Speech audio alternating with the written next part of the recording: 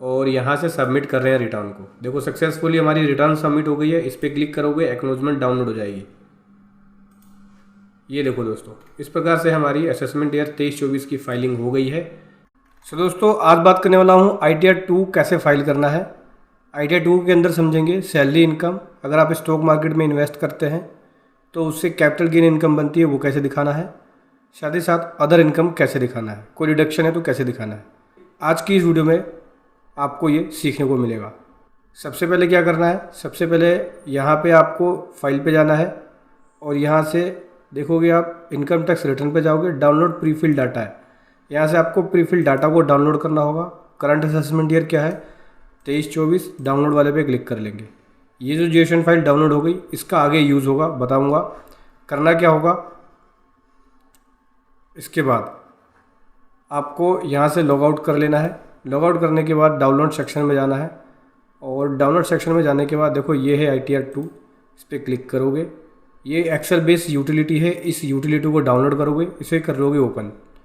जैसा कि मैंने पहले से डाउनलोड कर रखा है, इसे कर लेता हूँ ओपन। चलिए,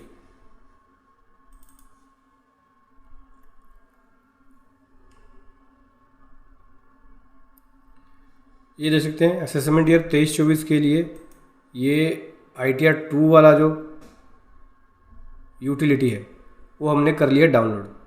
अगर आपकी capital gain income salary income होती है तो उस केस में आपको ITR 2 फाइल करते हैं।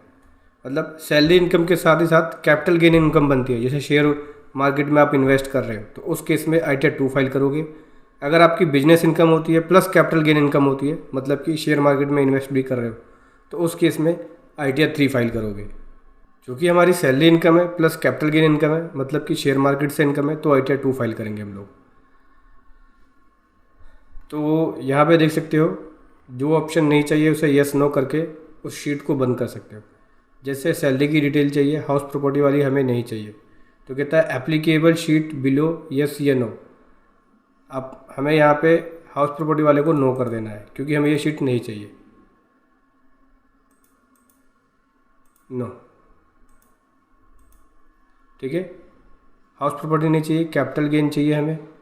सेक्शन 12 है शेड्यूल, सेक्शन 12 भी नहीं चाहिए, नो कर दो, नो कर दो। ये भी नहीं चाहिए, नो कर दो। Section 115 AD income from other source है, रहने दो। दोस्तों, अगर आपका कोई कैरी फॉरवर्ड या ब्रॉड फॉरवर्ड लॉसेस है तो उसकी डिटेल देनी होती है। इस ऑप्शन को यस नो नहीं कर सकते, ये ऑप्शन रहता ही है। कोई कैरी फॉरवर्ड लॉस है, उसको आप कैरी फॉरवर्ड करना चाहते हैं, मतलब लॉस है करंट ईयर का, कैरी फॉरवर्ड करना चाहते हैं तो नहीं है भाई जी, हम इसको बंद कर लेते हैं। कोई डोनेशन वगैरह दिया है तो उसकी डिटेल ले सकते हो, डोनेशन भी नहीं है हमारा। 80G 80D ये सब बंद हो गया हमारा। 80IB का कोई डिडक्शन है वो दे सकते हो, ये भी नहीं है हमारा 80IB का डिडक्शन। बाकी अदर डिडक्शन है उसको आप रहने देना। मिनिमम अल्टरनेटिव टैक्स है तो वो दे सकते हो, नहीं है, ये हमारे पे एप्लीकेबल नहीं है।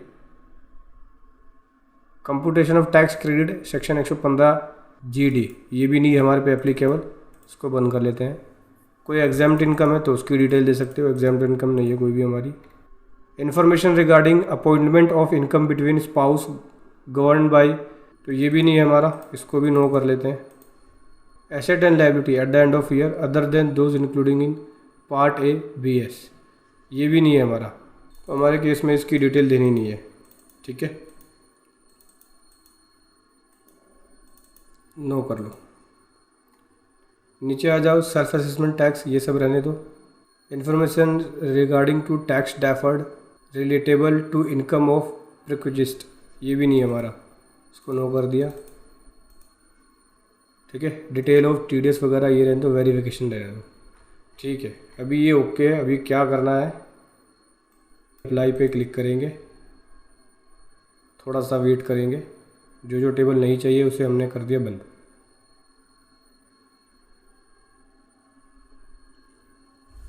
वो टेबलें हो गई हैं बंद जो जो हमें नहीं चाहिए। चलिए अब भरना शुरू करते हैं। सबसे पहले पार्ट A की बात करते हैं। पार्ट A में बेसिक डिटेल जाएगी। असेसमेंट ईयर 23-24 के लिए ये ITR 2 बना रहे हैं हम लोग, ठीक है। तो मैं आपको स्टेप बाय स्टेप बताऊंगा। उससे पहले बताना चाहूँगा जो भी भाई बंधु मेरे चैनल पे पहली बार है इस वीडियो को पहली बार देख रहे हैं, जिन्होंने अभी तक सब्सक्राइब नहीं किया सब्सक्राइब कर लीजिए, साथ ही साथ बेल आइकन पे भी क्लिक कर लीजिए ताकि इस तरह का कंटेंट आपको मिलता रहे। करना क्या है, सबसे पहले जो हमने स्टार्टिंग में जियोशन फाइल डाउनलोड करी थी प्री फिल, उसको इंपोर्ट करेंगे यहाँ पे। चलिए इसको इंपोर्ट कर लेते हैं। थोड़ा सा टाइम लेगा डाटा को इंपोर्ट होने में।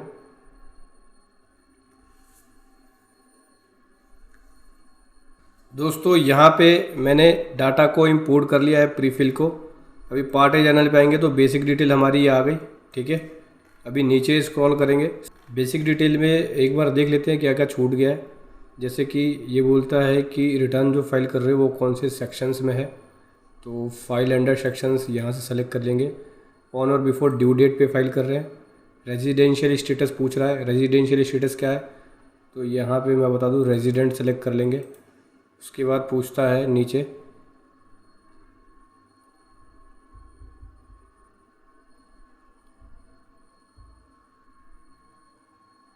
थोड़ा सा टाइम लगेगा अपडेट होने में। फिर पूछता है कंडीशन फॉर रेजिडेंट, तो 182 दिन से ज़्यादा रहा है इंडिया के अंदर, ठीक है। सेक्शन 6 सबसेक्शन 1 क्लोज ए के अकॉर्डिंग, ठीक है। 182 दिन से ज़्यादा इंडिया में रहे हो तो वो रेजिडेंट हो जाता है। फिर उसके बाद यहाँ बोलता है कि क्या आप सेक्शन 139 सबसेक्शन 1 के 7th प्रोवाइजर को कंप्लाई करते हो। यहाँ पे कर देते हैं नो, 7th प्रोवाइजर को कंप्लाई नहीं कर रहे। फिर नीचे आ जाते हैं और क्या क्या पूछता है देख लेते हैं एक बार। क्या रिप्रेजेंटेटिव एसएससी के द्वारा रिटर्न फाइल हो रही है, नहीं, नो। फिर बोलता है क्या कंपनी में आप डायरेक्टर हैं, नहीं, नो कर दिया। क्या आपने अनलिस्टेड इक्विटी शेयर को हेल्ड किया हुआ है, नहीं, नो कर दिया। जनरल वाली डिटेल है, इसको भर दिया है हम लोगों ने, एक बार इसको वैलिडेट कर लेते हैं। अच्छा, FFI वाले ऑप्शन को सेलेक्ट नहीं किया है, देख लेते हैं। ये रहा, मिल गया। Whether you are an FFI या FIP, नहीं, नो पे क्लिक कर दिया। यहाँ से कर देंगे validate. Part A journal okay हो गया। शेड्यूल एस पे आता है, मीन्स सैलरी की डिटेल होती है शेड्यूल एस के अंदर। सबसे पहले नेम ऑफ एम्प्लॉयर, जहाँ से आप सैलरी अर्न कर रहे हो, तो यहाँ पे मैं लिख रहा हूँ कंपनी का नाम लिख दिया। नेचर ऑफ एम्प्लॉयर के अंदर देना पड़ेगा कंपनी किस टाइप की है, अदर है, गवर्नमेंट सेक्टर है तो गवर्नमेंट सेक्टर, प्राइवेट सेक्टर है तो प्राइवेट सेक्टर आप ले सकते हो। यहाँ से अदर ले लिया। फिर उसके बाद एम्प्लॉयर का एड्रेस, ये सारा आपको देना पड़ेगा। कोई 10 नंबर है तो वो दे दोगे। TDS कटा है तो मैंडेटरी होगा, और TDS नहीं कटा है तो ये ऑप्शनल है, इससे चाहो तो छोड़ सकते हो। उसके बाद नेचर ऑफ सैलरी, तो पहले आया बेसिक सैलरी। बेसिक सैलरी है मेरी इसके अंदर 297713। फिर कोई प्रोक्विजिस्ट है तो वो दे सकते हो, अलाउंस वगैरह है कुछ तो वो दे सकते हो। इसके अलावा कोई और अदर अलाउंस नहीं है। और भी अगर एक से ज़्यादा एम्प्लॉयर की डिटेल्स है तो वो भी दे सकते हो। इसके अलावा और नहीं है कोई मेरे पास। नीचे कहा जाते हैं इसके अलावा जो सेक्शन 10 में एग्जाम्प्ट अलाउंस है, अगर कोई वो है तो वो दे सकते हो। स्टैंडर्ड डिडक्शन यहाँ पे 50,000 का मिल गया। कोई प्रोफेशनल टैक्स पे कर रहे हो तो वो दे सकते हो। प्रोफेशनल टैक्स है, यहाँ लिख दिया मैंने, तो ये भी प्रोफेशनल टैक्स का भी डिडक्शन आपको मिल जाता है। यानी जो सैलरी से इनकम बनी वो 245,691 की बन गई। अभी इस शीट को कर देंगे वैलिडेट। शेड्यूल एस वाली जो शीट है वो ओके हो गई है। अब आ जाते हैं अगले शेड्यूल में, शेड्यूल CG, जो कि कैपिटल गेन से है रिलेटेड है। मतलब कि जो आपकी स्टॉक मार्केट या शेयर मार्केट से कैपिटल गेन इनकम बनी उसकी डिटेल आपकी जाएगी यहाँ पे। शेयर के ट्रेडिंग की वजह से बनी है, उसमें जो इन्वेस्टमेंट करी थी उससे इनकम बनी है, और मेरी ये शॉर्ट टर्म कैपिटल गेन बनी है, ठीक है। इसके अलावा कोई कैपिटल गेन बनी है आपकी, जैसे लैंड और बिल्डिंग को सेल करने की वजह से बनी है, तो उसकी डिटेल आप यहाँ दे सकते हो, ठीक है। यहाँ पे ये ऊपर वाला कॉलम लैंड एंड बिल्डिंग की वजह से। कोई शॉर्ट टर्म कैपिटल गेन बनी है आपकी इमूवेबल प्रॉपर्टी के ऊपर, उसकी डिटेल दे सकते हो। तो मैं जो है वो यहाँ पे देने वाला हूँ डिटेल सेकंड वाले पॉइंट में, जो शेयर इनकम से बनी है, क्योंकि ऊपर वाला जो है वो लैंड बिल्डिंग या कोई प्रॉपर्टी की वजह से बनी है उसकी डिटेल है, शेयर वाले की डिटेल नीचे आएगी। तो सबसे पहले पूछा है इसमें सेकंड वाले पॉइंट में full value of consideration. Full value of consideration का मतलब हो गया कि शेयर जो आपने बेचे उसकी वैल्यू क्या है, ठीक है, उसकी आपको यहाँ पे वैल्यू देनी पड़ेगी। तो ये कैसे निकालोगे, ये आपको एक्सेल पे कैलकुलेट करना पड़ेगा। या फिर अगर आप ट्रेडिंग जो करते हो जैसे जीरोधा या ग्रो ऐप पे, तो वहाँ पे शॉर्ट टर्म कैपिटल गेन और लॉन्ग टर्म कैपिटल गेन निकल के आता है। वहाँ पे बताता है कि आपने कितने यूनिट सेल किए, सेल प्राइस क्या था, टोटल सेल वैल्यू क्या है, परचेज प्राइस क्या है, टोटल परचेज वैल्यू क्या है, तो वो आपको देखना होगा। जैसे मान के चलो मैंने यहाँ पे जो सेल किया वो 68,266 है, ठीक है। इतने रुपए की मैंने शेयर को सेल किया, लेकिन ख़रीदा भी तो था मैंने, तो पहले तो आएगा फुल वैल्यू ऑफ कंसिडरेशन, जो मैंने बेचा तो उसकी वैल्यू जो है वो ये बनी बेचने की। इसमें उसके बाद मैंने ख़रीदा भी तो है, तो cost of acquisition with indexation इसके अंदर जाएगी हमारी, ठीक है, जो हमने ख़रीदा है। तो मैंने 67,258 का शेयर ख़रीदे थे, 68 का बेचा है, 1008 का प्रॉफिट बना है। ये मेरी एक्सेल शीट के अकॉर्डिंग है, जो जीरोधा या फिर अकॉर्डिंग मैं जो सेल कर रहा हूँ। तो सबसे पहले तो शेयर की सेल वैल्यू, फिर उसके बाद शेयर की परचेज वैल्यू यहाँ लिखनी पड़ेगी। तो सेल परचेज का जो भी प्रॉफिट होगा यहाँ बन जाएगा, लॉस आएगा तो यहाँ पे लॉस दिख जाएगा। अभी मेरी कैपिटल गेन बनी है, वो भी शॉर्ट टर्म कैपिटल गेन बनी है, और ये 1008 का है। इसके अलावा और मेरी कोई कैपिटल गेन है नहीं। कोई और अगर आपकी कैपिटल गेन बनती है तो वो दे सकते हो, लॉन्ग टर्म कैपिटल गेन है तो वो दे सकते हो। लॉन्ग टर्म कैपिटल गेन है ही नहीं मेरी, ठीक है दोस्तों। यहाँ पे हमने लगभग सारी डिटेल भर ली। अब इसको वैलिडेट कर लेते हैं। वैलिडेट करने के बाद बोलता है कि 15% वाली जो है कैपिटल गेन बनी शॉर्ट टर्म पे, BHLA जो शेड्यूल है वो इसके बराबर होना चाहिए। तो ये इसके नीचे ही है वो शेड्यूल, मैं आपको दिखाता हूँ। ये यहाँ पे इंफॉर्मेशन अबाउट एक्रूअल या रिसिप्ट्स ऑन कैपिटल गेन है, जहाँ पे आपको टाइप ऑफ कैपिटल गेन और उसकी डेट के अकॉर्डिंग देना पड़ेगा कि कितने टाइम पे कितना आपने कैपिटल गेन कमाया। जैसे 15/6 तक कैपिटल गेन कितनी बनी, तो 15/6 तक मेरी जो कैपिटल गेन बनी थी यानी 15 जून तक, उसके अकॉर्डिंग देना होगा। अगर आपको नहीं पता तो वो आप इसे खाली छोड़ सकते हो। अगर आपको नहीं पता तो आप साल के एंड में यहाँ पे भी दे सकते हो, 16/3 तक या 31/3 तक आपकी कितनी बनी, मतलब 16 मार्च से लेकर 31 मार्च के बीच में कितनी कैपिटल गेन बनी। तो मैं यहाँ पे पूरा इकट्ठा ही दे रहा हूँ, 1008 रुपये, ठीक है। ये 1008 रुपये की जो इनकम है शॉर्ट टर्म कैपिटल गेन जितनी बनी उसके इक्वल होनी चाहिए। तो मैं लास्ट वाले कॉलम में रिपोर्ट कर रहा हूँ कि 16 मार्च से 31 मार्च के बीच मेरी इतनी बनी है। आप चाहो तो टाइम के अकॉर्डिंग लिख सकते हो कि 15 जून तक कितनी बनी, 16 जून से 15 सितंबर तक कितनी बनी, 16 सितंबर से 15 दिसंबर तक कितनी बनी, 15 दिसंबर से 15 मार्च तक कितनी बनी, फिर 16 मार्च से 31 मार्च तक कितनी बनी। लास्ट में ही रिपोर्ट कर दिया है 16 मार्च से 31 मार्च के बीच में। आप चाहे तो डेट के अकॉर्डिंग अपनी इनकम लिख सकते हो। अभी इसको क्या करेंगे, एक बार कर लेते हैं वैलिडेट। देखो कैपिटल गेन की शीट ओके है, VDA पे आ जाते हैं। VDA मतलब income from virtual digital assets. इससे कोई इनकम बनी है तो उसकी डिटेल दे सकते हैं। तो इससे मेरी कोई भी इनकम नहीं है। अदर इनकम की बात करें तो इनकम अदर सोर्सेज से बनी है तो उसकी डिटेल दे सकते हैं। सबसे पहले पूछा है कि डिविडेंड इनकम कितनी है, तो मैं यहाँ पे डिविडेंड इनकम ही रिपोर्ट कर देता हूँ। डिविडेंड इनकम है मेरी 30 रुपये की, ठीक है। इसके अलावा इनकम टैक्स का कोई रिफ़ंड है, कोई सेविंग अकाउंट का डिपॉजिट है या बैंक का डिपॉजिट है, वो दे सकते हो आप। कोई पास थ्रू लॉसेस है, वो इंटरेस्ट है वो दे सकते हो, इंटरेस्ट इनकम बनी है। कोई अदर इनकम है तो वो रिपोर्ट कर सकते हो। इसके अलावा मेरे पास अदर इनकम और है 3659 की है, वो मैंने रिपोर्ट कर दिया। कोई रेंटल इनकम है मशीनरी का, प्लांट का, बिल्डिंग का, वो आप दे सकते हो। इसके अलावा मेरी और कोई अदर इनकम नहीं है। इसके बाद बात करें अगला, करंट ईयर का कोई लॉस तो नहीं है, बस इनकम है। सैलरी की इनकम ये बनी, शॉर्ट टर्म कैपिटल गेन से ये है, अदर सोर्स से ये बनी। करंट ईयर इनकम हमारी ये हो गई, ठीक है, नेट इनकम जो बनी। इसको भी वैलिडेट कर लेते हैं, ओके हो गया। अदर एक बार अदर इनकम वाली है, इसको भी वैलिडेट कर लेते हैं। मैंने वैलिडेट नहीं किया था, एक बार देख लेते हैं। ओके है ये भी ओके। 80D पे आ जाते हैं। कोई 80D का रिडक्शन है, मेडिकल इंश्योरेंस वगैरह लिया है तो उसकी डिटेल दे सकते हो। तो यहाँ बोलते हैं कि क्या आप या आपके फैमिली मेम्बर में सीनियर सिटीज़न है, नहीं, नो पे क्लिक कर दिया। क्या आपके पेरेंट सीनियर सिटीज़न है, नहीं, नो पे क्लिक कर दिया। कोई मेडिकल इंश्योरेंस है तो उसकी डिटेल दे सकते हो। 80GA का डिटेल है कोई तो वो दे सकते हो। 80GA में भी नहीं है हमारा कोई, इसको वैलिडेट कर लेते हैं। इसके अलावा और अदर कोई डिडक्शन है 80C का, वो दे सकते हो।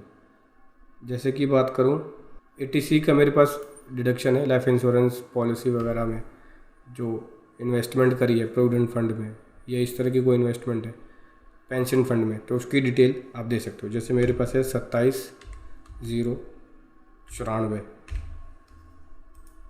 एटीसी की इन्वेस्टमेंट ये है मेरी, ठीक है। इसके अलावा और कोई डिडक्शन नहीं है। अभी इसको वैलिडेट करूँगा, ये शीट ओके होगी। आगे आ जाते हैं। इनकम ऑफ स्पेसिफाई पर्सन कोई है तो दे सकते हो, ये भी नहीं है हमारा। कोई पास थ्रू इनकम है तो वो दे सकते हो, ये भी नहीं है हमारा। आउटसाइड इंडिया से कोई इनकम बनी है या रिलीफ है तो वो दे सकते हो, ये भी नहीं है। टैक्स रिलीफ क्लेम है आउटसाइड इंडिया का, ये भी नहीं है। इसको वैलिडेट कर लेते हैं। सेल्फ असेसमेंट टैक्स है, कोई सेल्फ असेसमेंट टैक्स पे किया है तो उसकी डिटेल दे सकते हो, जैसे एडवांस टैक्स या इनकम टैक्स। तो इस तरह की भी डिटेल नहीं है। टीडीएस वाले में अगर कोई टीडीएस कटा है तो उसकी डिटेल दे सकते हो। जैसे कि देख सकते हैं मेरा यहाँ पे ऑटोमेटिक ही जो टीडीएस कटा है वो आ रहा है। यहाँ से मैं इसको other income from other source में रख लेते हैं। अदर सोर्स के नेचर का है ये टीडीएस, और ये 24 रुपये कटा है, 2 बार है। ताकि मैं आपको बता दूँ, यहाँ पे जो है वो 10 नंबर चेंज कर लेते हैं, क्योंकि जो टीडीएस कटा है मेरा वो एक दूसरे एम्प्लॉयर से भी है, जो कि 24 रुपये वाला तो सही आ रहा है, एक 12 रुपये का टीडीएस है। ओके, ठीक है भाई, ये हो गया okay. Computation of total income, TDS वाली शीट ओके हो गई हमारी। कंप्यूटेशन ऑफ इनकम दोस्तों, टोटल सैलरी से इनकम ये है, कैपिटल गेन से इनकम ये है, अदर सोर्स से इनकम ये है, और यहाँ पे जो नेट इनकम बनी हमारी ये है, डिडक्शन ये है, देख सकते हैं नेट इनकम हमारी ये बन गई, जो कि चार्जेबल टू टैक्स होगा। तो हमारी इनकम वैसे ही बेसिक एग्जेम्पशन लिमिट से कम है, तो टैक्स के लिए चार्जेबल है ही नहीं। बाकी और नीचे देखोगे आप, टैक्स की कैलकुलेशन ज़ीरो है, ये बेसिक डिटेल्स हो गई। ये शीट ओके है लगभग। अभी क्या करूँगा मैं, यहाँ पे इसको करता हूँ वैलिडेट। ओके हो गया।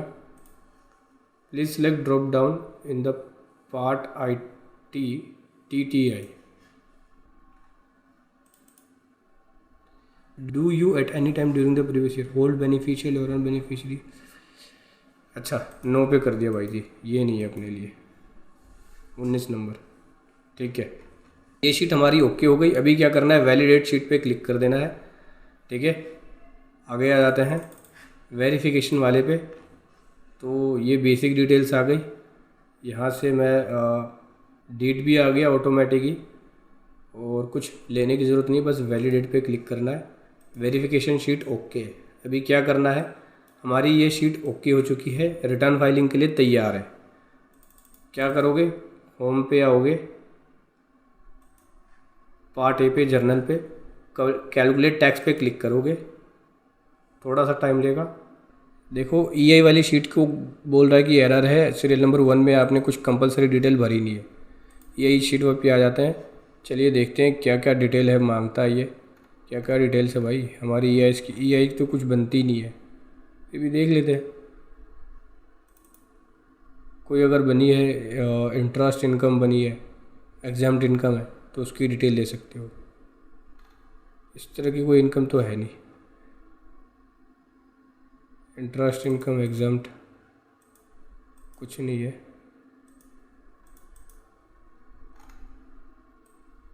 इसको सेलेक्ट करके खाली छोड़ दो। ये हमारी कोई नहीं है एग्जाम्प्ट वाली। वैलिडेट करके देखते हैं। देखो ये ओके है, यही वाली शीट हमारी ओके है। अभी क्या करना है, पार्ट ए जर्नल पे आना है, एक बार फिर से कैलकुलेट टैक्स पे क्लिक करना है।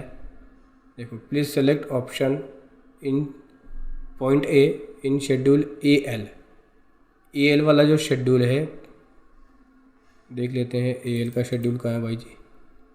इसमें AL का शेड्यूल है नहीं। होम पे आके AL वाले शेड्यूल को यस नो करना पड़ेगा। AL जो भी शेड्यूल नहीं आ रहा हो, यहाँ से यस नो करके वो शेड्यूल ले लो, जिस भी शेड्यूल में एरर है, फिर उसको ठीक कर लो। यहाँ से जाके क्या करना है, अप्लाई पे क्लिक करना है।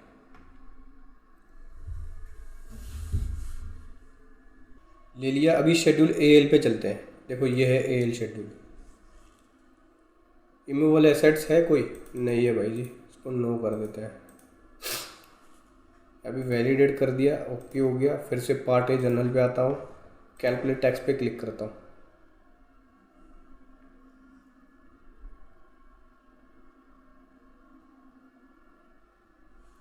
ओके हो गया, टैक्स कैलकुलेट हो गया है। यहाँ से सीधा चलेंगे कंप्यूटेशन ऑफ इनकम पे।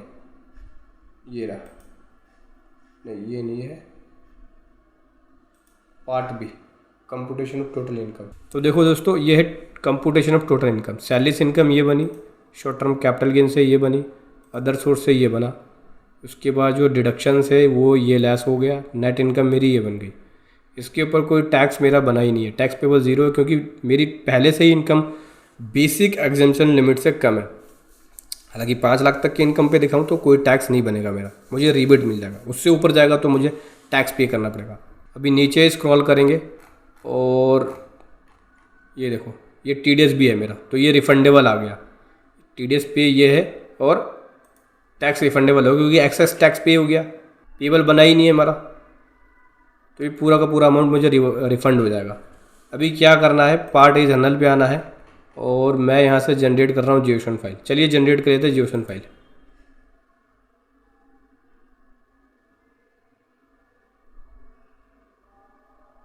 ओके कर दिया, ओके कर दिया, ओके क्लिक करके यहाँ पे सेव करेंगे फाइल को। ठीक है, देखो ये बेसिक डिटेल्स हो गई, यहाँ पे बेसिक डिटेल आती है। सेव जियोशन वाले बटन पे क्लिक करके जो जियोशन बनाई है हम लोगों ने, अभी सेव करेंगे इसको।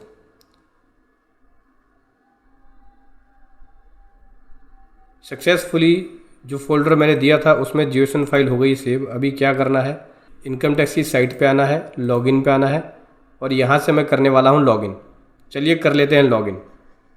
तो दोस्तों ये कर लिया हम लोगों ने लॉगिन। अभी क्या करना है, फाइल पे जाना है, इनकम टैक्स रिटर्न पे जाना है, फाइल इनकम टैक्स रिटर्न पे जाना है। यहाँ से असेसमेंट ईयर 22-23 की फाइल कर रहे हैं, सेलेक्ट कर लिया। ITR ओरिजिनल है, ऑडिटेड ITR है नहीं, नो। उसके बाद ITR सेलेक्ट कर लेंगे, ITR 2 फाइल कर रहे हैं, कंटिन्यू पे क्लिक करेंगे। अभी जो जियोशन बनाया है उसे अटैच करेंगे।